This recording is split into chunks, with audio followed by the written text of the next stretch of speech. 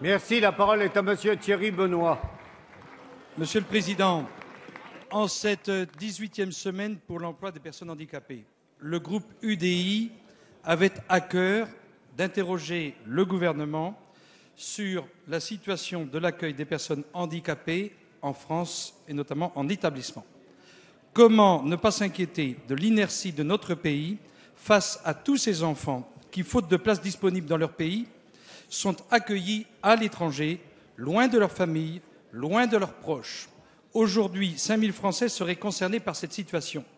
Chaque année, l'assurance maladie verse 65 millions d'euros aux établissements belges afin de financer la prise en charge des enfants français. Ce système oublie la souffrance des familles, contraintes à un exil forcé qu'elles n'ont pas choisi. La France peut-elle décemment porter un regard attentif à ces personnes en situation de handicap? Les gouvernements qui se succèdent annoncent régulièrement des créations d'emplois. Et chaque année, les gouvernements nous annoncent la création de 4 000 places d'accueil pour personnes handicapées. De quelles places parle-t-on exactement? Des services à domicile? Des auxiliaires de vie scolaire? Qu'en est-il exactement? Le problème, c'est que nous n'avons aucune connaissance précise des besoins entre l'offre et la demande.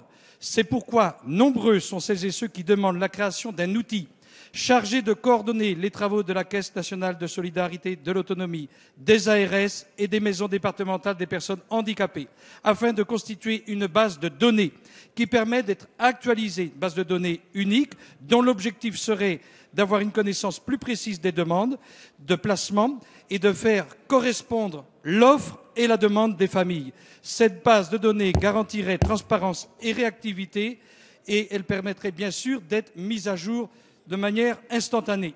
Voilà pourquoi, Monsieur le Ministre, le groupe UDI interroge le gouvernement sur ses intentions et sur sa position par rapport à ce sujet. La parole est à Madame Ségolène Neuville, secrétaire d'État chargée des personnes handicapées et de la lutte contre l'exclusion.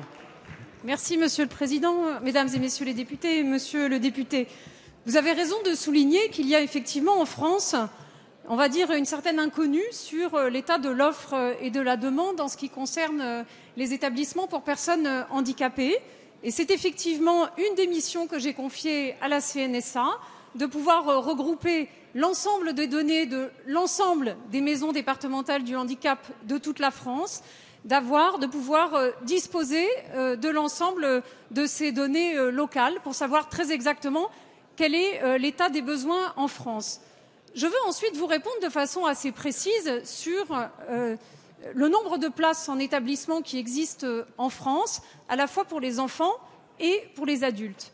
Je pense que vous savez tous ici, pour l'avoir étudié sur ces bancs, que dans le PLFSS, les établissements médico-sociaux pour personnes handicapées représentent 9 milliards d'euros, un budget de 9 milliards d'euros, ce qui représente un total de 490 000 places enfants et adultes confondus. Alors je vais vous donner le détail. Pour les enfants, il s'agit de presque 160 000 places, dont 110 000 places en établissement, le reste effectivement service à domicile. Et pour les adultes, il s'agit de 335 000 places, dont 288 000 places en établissement et 46 000 places en service d'accompagnement. Vous m'avez interrogé également sur les enfants et les adultes qui sont hébergés à l'étranger, et je sais que vous faites allusion à ceux qui sont hébergés en Belgique. Sachez, monsieur le député, qu'il y a depuis mars 2014 un accord entre la France et la Wallonie sur cette question et que nous y travaillons activement avec le député des Français de l'étranger, Philippe Cordery, qui était avec moi lors de mon dernier déplacement. Ma seule volonté, c'est que les familles aient le libre choix pour pouvoir faire héberger soit leur enfant, soit la personne de leur famille. C'est une priorité de ce gouvernement. Merci, madame. La séance des questions au gouvernement est terminée. La séance est suspendue.